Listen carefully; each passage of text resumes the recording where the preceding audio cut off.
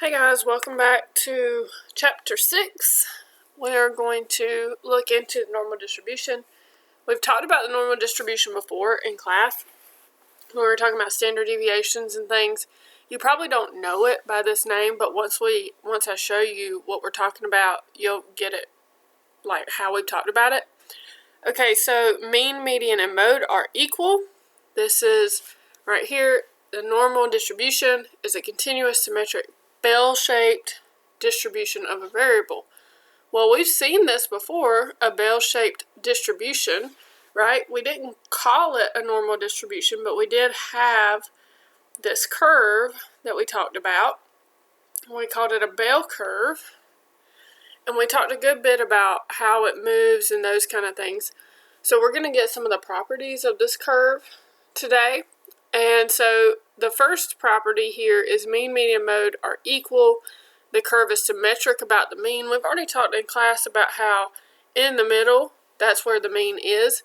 Okay, so the curve is symmetric about the mean means that if you folded it over this center line, then this side should equal this side. The total area under the curve is equal to 1. If you change this to percent, change 1 to a percent, that's 100%. That means that 100% of our data is underneath this curve. And then it gives us some percentages, and we'll talk about those in just a second. Alright, so if we scroll down, the one we're going to look at is called the standard normal distribution. Standard normal distribution. And this is a normal distribution under perfect circumstances, in a perfect world. Now, sometimes these normal distributions, these bell curves, can skew to the left or be higher on the left than it is on the right, or vice versa. But in this case, in a standard normal distribution, it's exactly symmetric about the mean. Alright, so a standard normal distribution has a mean of 0 and a standard deviation of 1. And I'll explain that in just a second, what that means for our curve. Standard deviation of 1. Okay, so we also have a formula that we've seen before.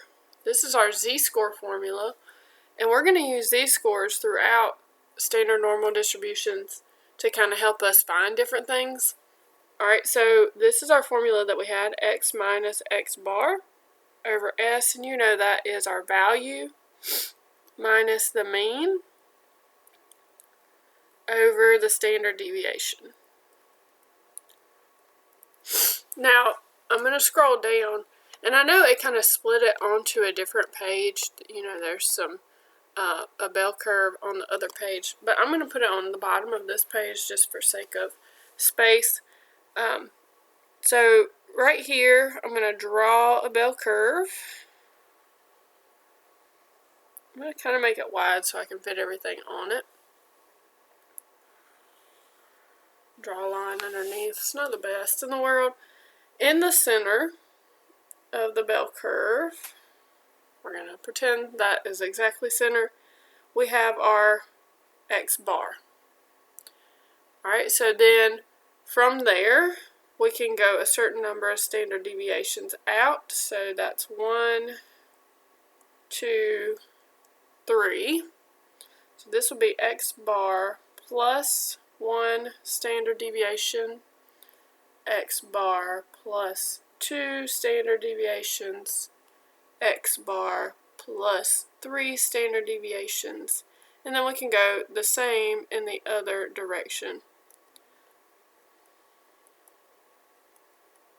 Alright, so x bar minus 1 standard deviation, x bar minus 2 standard deviations, and x bar minus 3 standard deviations. Okay, so then up at the top, it gives you some percentages. Okay, so up here, and we did this on a warm-up a while back. It says 68% of the data lies within 1 standard deviation. Alright, so let's start there. 68% of the data lies within 1 standard deviation. So that means between -1 and +1, there is 68% of our data. I'm going to try and fit this on here. Between -1 and +1, that is 68% of our data. 68%. Okay? And then if you scroll back up to the top, or if you look at the top on your notes, it says 95% lies within 2 standard deviations.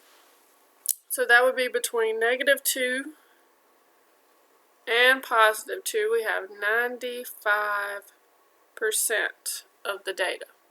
And the last one, between -3 and +3, is 99.7%. And you may be saying, well, where did you come up with that? Well, I didn't. I didn't come up with that at all. This rule, these percentages come from what we call the empirical rule. Now, we talked about this on a warm-up, and it was part of your Chapter 3 notes. The empirical rule is basically the rule that came from investigating Chebyshev's theorem. And this is the percent of data that they have decided is between these standard deviations on a standard normal curve. So if we look at it between -1 and +1, this area here is about 68%. If I go a step further, then we're at 95%. And if I go from here to here, then we're at 99.7, which means that there's not much happening out here. There might be like 0.3% of it happening out there on a standard normal distribution, but not as much. Alright, so that's what a standard normal distribution does. We're going to do some different things with this standard normal distribution. Okay, so this is what we just talked about with our percentages. Now, what happens if we want to kind of know a different percentage besides 68%, 95%, and 99.7%? Because we're not always exactly 1 or exactly 2 or exactly 3 standard deviations away from the mean. So in those cases, we're going to follow some steps, which we're going to write down. Alright, so step number 1 is to draw the normal distribution. That just means draw a bell curve. And then we are going to shade the area. Okay, so sometimes they'll say to the left of, to the right of, and sometimes they'll say between 2 different numbers. So we're going to draw and shade. And then we are going to find the figure on the procedure table. So you do not have to memorize these steps. All you have to do is look at this procedure table here, and it will tell you what to do. So the easiest way to get into this is just to work on a couple of examples, and then we'll look back to this procedure table. So that's what we're going to do now. Okay, so for example 1, we're going to follow our steps. It was step 1 was draw and shade a bell curve. So that's what we're going to do. Alright, so I'm going to draw a bell curve.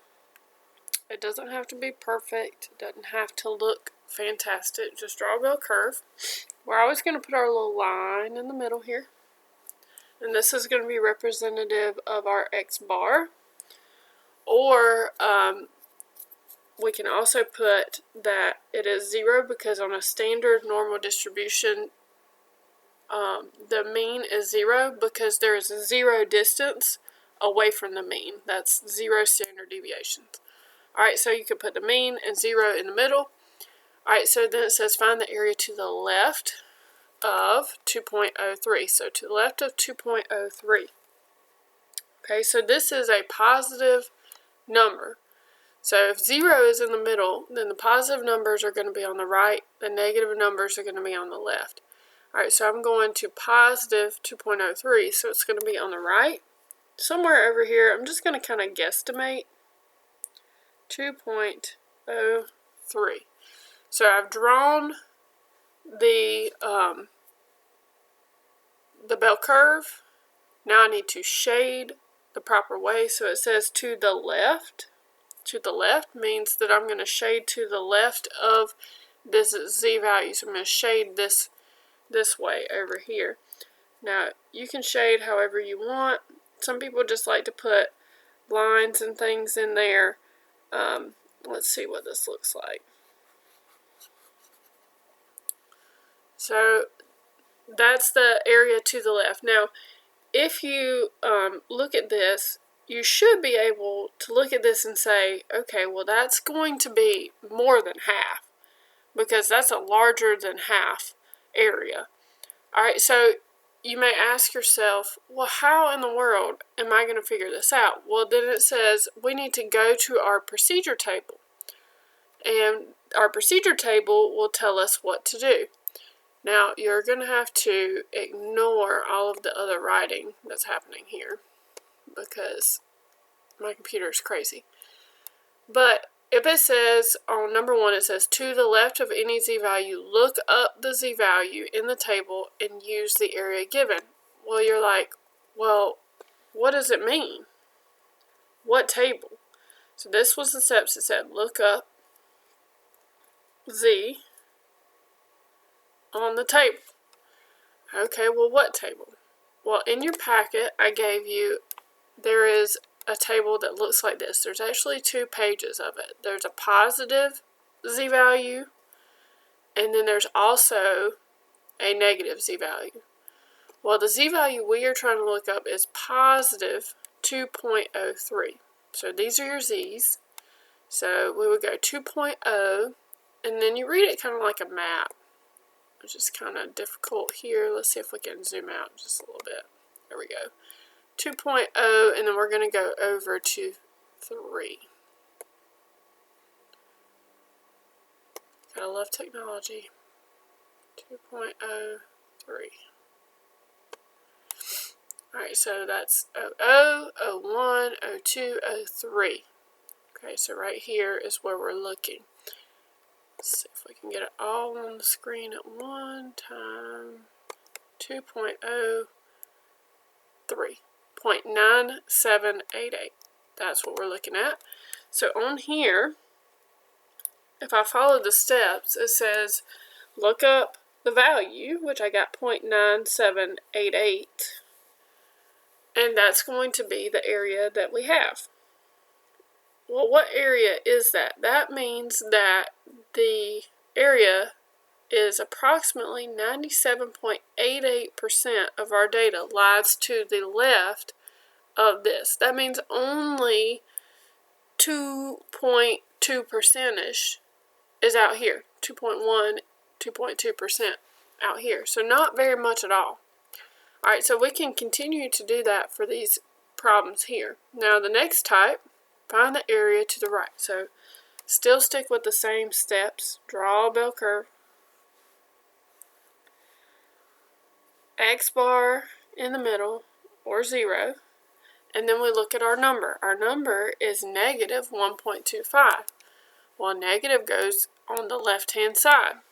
Okay, it's not going to go super far because that's only negative 1.25. Just kind of guesstimate. Alright, and then it says find the area to the right. To the right. So I'm going to shade to the right of this value. Now again, I do think this is more than half, more than 50%. So hopefully it comes out to that. If you go to your procedure table, it will tell you the steps, and it says to look up the z-value and subtract from 1. That's what it says to do. This is what it'll look like. You'll have 1 minus whatever you look up. Okay, so what am I going to look up? Well, I'm going to go to my z-table, and I'm going to go to the negative side because it's negative 1.25. So I'm going to scroll down. Here's my negative numbers. And I've got negative 1.2 down here. Then I'm going to go over to negative 1.25. It looks like that's right here, so that will be 1.1056. 0.1056. So I'm going to write that down. So I looked up 0.1056. Alright, 0.1056. Now notice, that would be like 10.5%. We know that this is definitely more than 10.5%. That's more than half. Well, why did this give me 10.5%? Well, if you look at the procedure table closely, I'm going to scroll down to this Z table here. All of these numbers represent the area to the left. Okay, so when we look up that number, the 0.1056, it's actually telling me this little piece here. Well, that's not what we wanted, is it? Well, how do you figure out the other percentage? Well, if this is 10.56% and the whole curve is 100%, then I would just need to subtract from 100, right? Well, essentially that's what we're doing here. We're just doing it in decimal form. Remember that 1 is 100% and that this would be the 10.56%. So that's what we're doing, just in the form of probability, in the form of decimals. Alright, so 1 minus 0.1056. I have my calculator right here. Let's clear this stuff out. Alright, 1 minus 0.1056 gives me 0.8944. And you can do this on just a regular calculator on your phone, whatever. So our area here is 0.8944, which is approximately 89.44%. Now that makes a whole lot more sense with regards to our normal distribution than the 10.56%. Now, I should tell you that there is also, for this, if you're looking up for the opposite, you can look at the opposite sign on your chart. So we were looking at negative 1.25 and we got 0.1056. If you're going to the right, you can look up the opposite sign, meaning I could look up positive 1.25 and guess what it gives me? 8944. So, because all it does is give me the reflection of it, the opposite of it. Okay, so that's another option if you so choose to do it. Alright, there's one more type of problem in 6.1. It is the area between. Okay, so the area between. Alright, so we're going to draw our bell curve. X bar and 0 in the middle.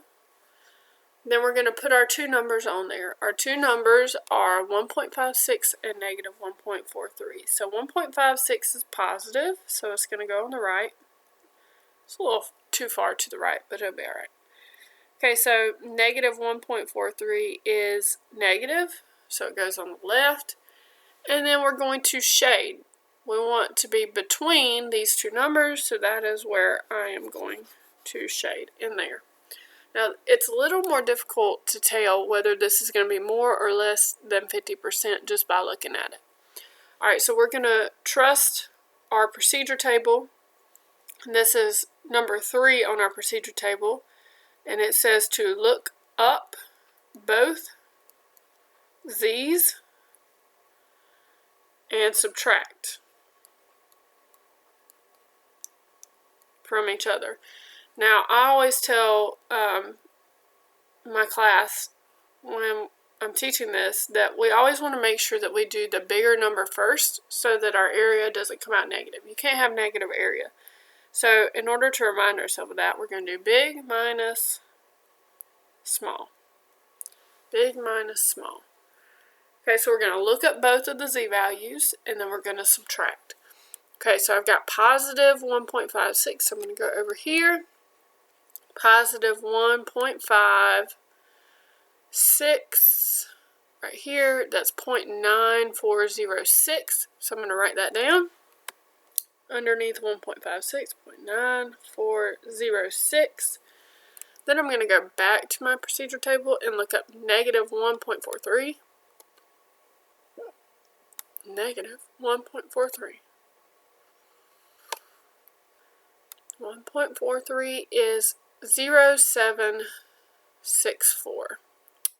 0.764. So I'm going to go to my notes I'm going to write that under there. 0764. Is that what I said? Let's see. 0764. Yeah. Okay. So now that we've looked at both of those, what we're going to do is subtract them. Well, which of these is bigger? It's the one on the right. 0.940694 is definitely bigger than 7, so we're going to put that one first. 0.9406 minus 0.0764. We're going to pull up our calculator. 0.9406 minus 0.0764. And we get 0.8642. So approximately 86.42% of our data. So definitely more than half there. So that's how you do the standard normal distributions the majority of the time. Now the rest of the examples are pretty much exactly the same. It's just a different way of writing it. That's all it is. So there's nothing really other than that. Okay, so for these last 3 examples, I'm going to do them pretty quickly. Here it says find the probability of each. Okay, so for the first one, it's the probability of z being between 0 and 2.18. So I'm going to write this in words. Between 0 and 2.18. So we're going to follow the same steps as the previous 3 examples. Draw your bell curve. Put X bar and 0 on it. Alright, so we're going to be between 0 and 2.18. So we actually have 2 numbers. We've already got 0 on there. 2.18 is positive, so it's going to go on the right side. So I'm going to put it over here. And then, since this is a between problem, I'm going to shade between 0 and 2.18. Now I'm going to follow the steps for between. What were the steps for the between? Look up both. Look up both. And subtract. Okay, so I'm going to have something minus something. Remember, the bigger number always comes first. So I'm going to look up 2.18 and 0. So let's look up 2.18 on the positive table. 2.18 is all the way over. 2.18 will be 0.9854. 0.9854.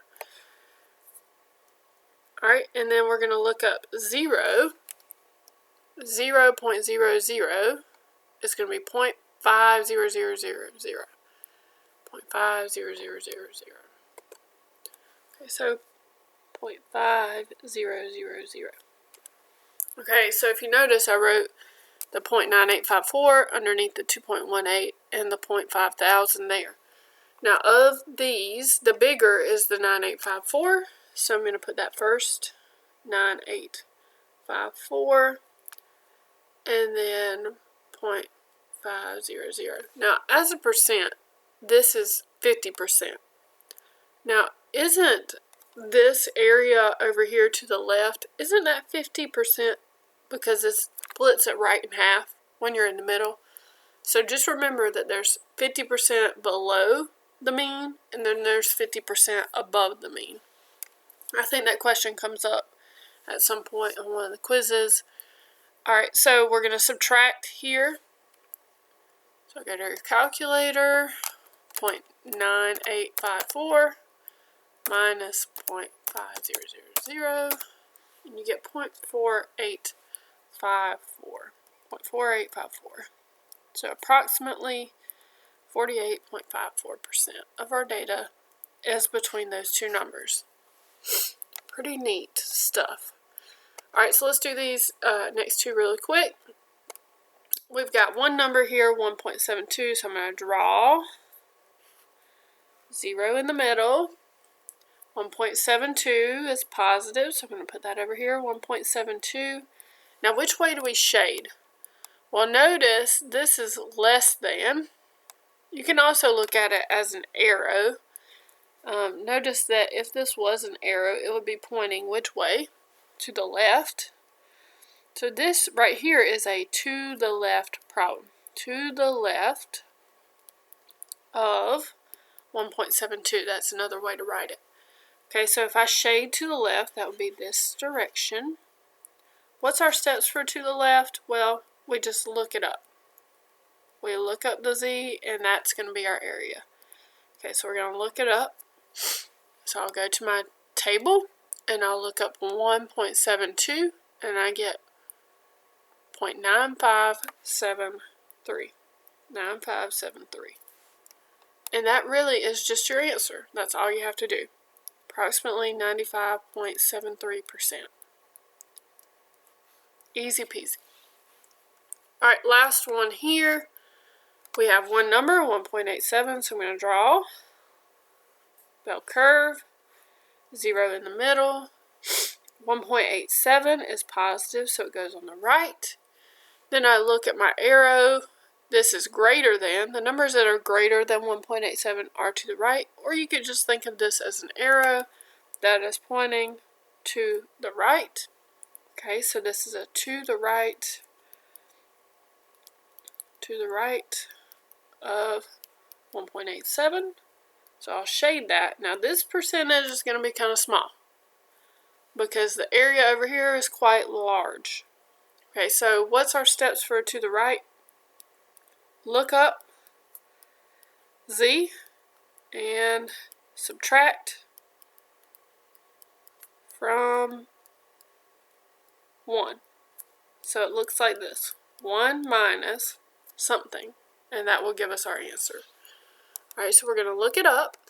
1.87, 1.87, 0.9693, 0.9693.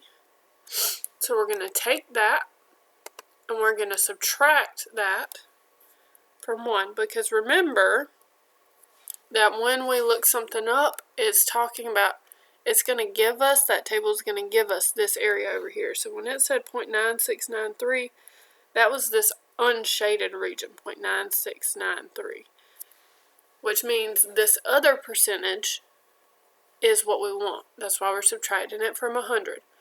So I go to the calculator, and I go 1 minus 0.9691 minus 0.9693, and I get 0.0307, which is approximately 3.07%, so not very much hanging out over there. Now remember, I told you for a to the right problem, you could also look up the opposite sign. So we're looking at positive 1.87, which means if we look at negative 1.87, we should get 0.0307. There it is. Alright, hopefully this answers all your questions and you don't have too much that you don't understand. If you do have questions, please just email me and I will be happy to answer them when I get a chance.